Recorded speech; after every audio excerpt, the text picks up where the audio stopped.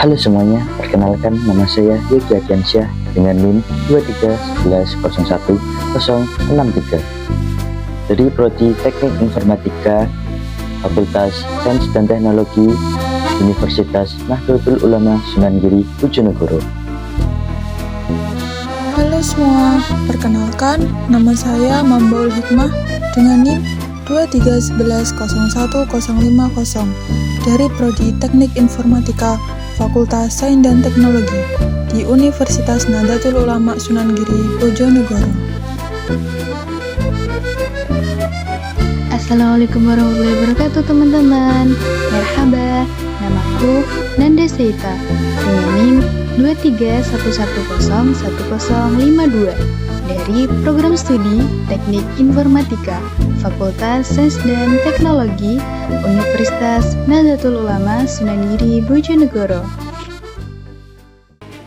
Di Wonogiri, kita gak cuma belajar coding atau teori teknik informatika. Kita juga belajar filosofi di balik teknologi. Bagaimana teknologi bisa mengubah cara manusia berpikir, dan sebaliknya, bagaimana cara berpikir manusia bentuk teknologi. Nah, di video ini, kita akan membahas sesuatu yang sering dianggap keren dan futuristik, yaitu apa? Teknologi terbaru dan big data.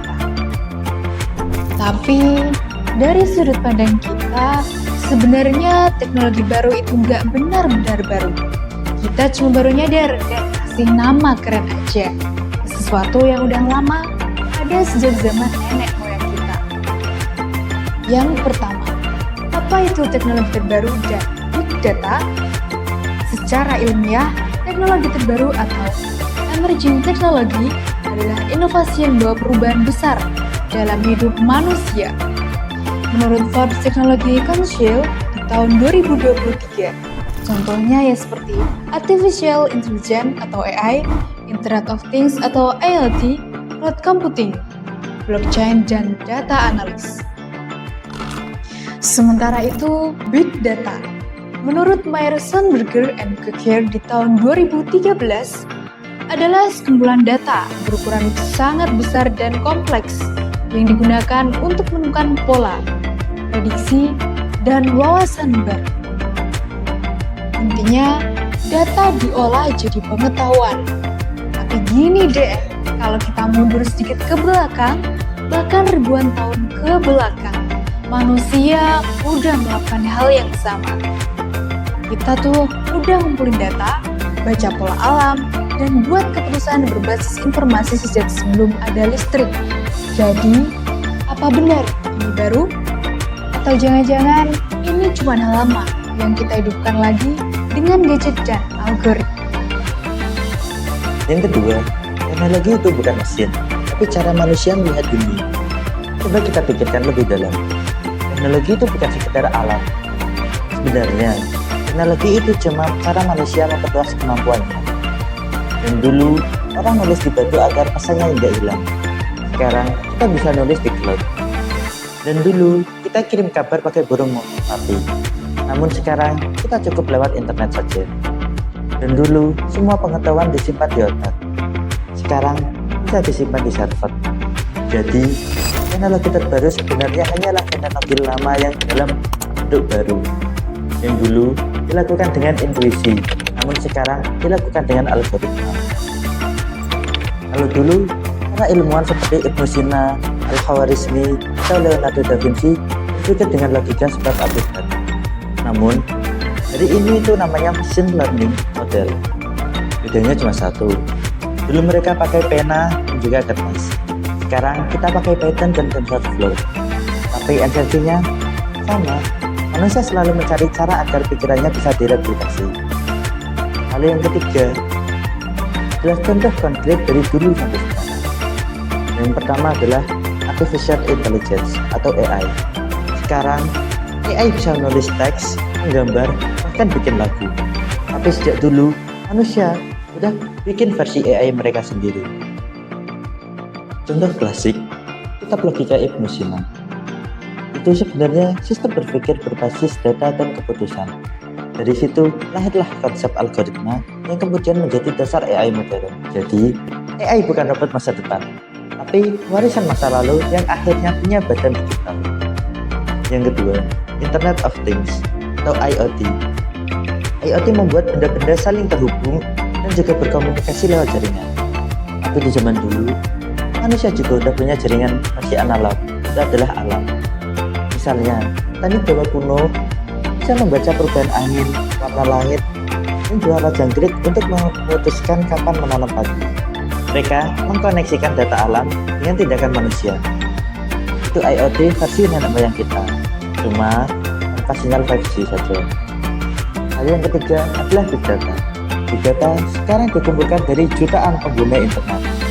Tapi peradaban Mesir, Babilonia, dan juga Islam juga melakukan hal yang serupa. Mereka mengumpulkan catatan panen, pergerakan bintang, dan juga transaksi dagang. Yang artinya, data bukanlah hal yang baru, melainkan yang baru hanyalah kecepatan dan juga cara kita memprosesnya. Lalu yang keempat adalah blockchain. Blockchain dikenal sebagai sistem yang transparan dan tidak bisa dimanipulasi. Tapi contoh konsep dasarnya itu adalah kejujuran dan kepercayaan sosial yang sudah ada sejak zaman Nabi Muhammad SAW. Dalam sistem muamalah, transaksi disaksikan banyak orang agar tidak ada yang curang. Itu distribute ledger versi manusia. Blockchain hanyalah digitalisasi dari nilai amanah. Jadi, teknologi bukan sesuatu yang benar-benar baru. Cuma bentuk baru dari kebiasaan lama yang dibuat lebih cepat dan juga mudah. Yang keempat, pandangan pribadi dan analisis bisnis. Dari sudut pandang kita, teknologi terbaru dan big data adalah bukti bahwa manusia itu makhluk yang nostalgia dan futuristik. Kita terus berinovasi ke depan, tapi selalu membawa pola pikir dari masa lalu, dan itu bagus, karena artinya inovasi tanpa akar hanya akan melayang. Tapi saya juga melihat sisi kritisnya. Kadang teknologi bikin kita lupa. Data yang banyak bukan berarti pengetahuan yang dalam. AI yang pintar bukan berarti manusia jadi bijak. Dan kemudian digital bukan berarti kedewasaan berpikir. Jadi, tugas kita bukan cuma mengikuti tren teknologi, tapi memahami arah teknologi. Bukan cuma jadi pengguna, tapi penafsir. Karena kalau manusia berhenti berpikir kritis, maka teknologi akan berpikir untuk kita. Kesimpulannya, teknologi terbaru dan big data bukan revolusi, tapi kebangkitan. Kebangkitan dari nilai-nilai lama, pengetahuan, keterhubungan, dan kejujuran. Yang kini kita hidupkan dengan kode dan data. Kita ini bukan generasi yang menciptakan teknologi dari nol. Kita adalah generasi yang menemukan kembali apa yang pernah hilang. Maka dari itu, saya ingin mengajak teman-teman jangan cuma jadi pengguna teknologi. Jadilah generasi yang paham kenapa teknologi itu penting. Karena literasi digital bukan cuma tentang bisa pakai aplikasi, tapi tentang mengerti arah dan dampak teknologi terhadap manusia. Kita nggak butuh manusia yang kalah sama mesin. Kita butuh manusia yang bisa mengajari mesin tentang nilai.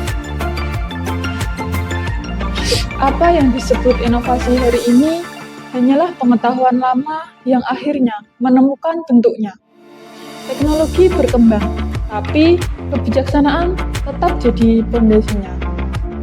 Di balik setiap teknologi canggih, selalu ada nilai lama yang kita hidupkan kembali. Kita bukan sekedar pengguna masa depan.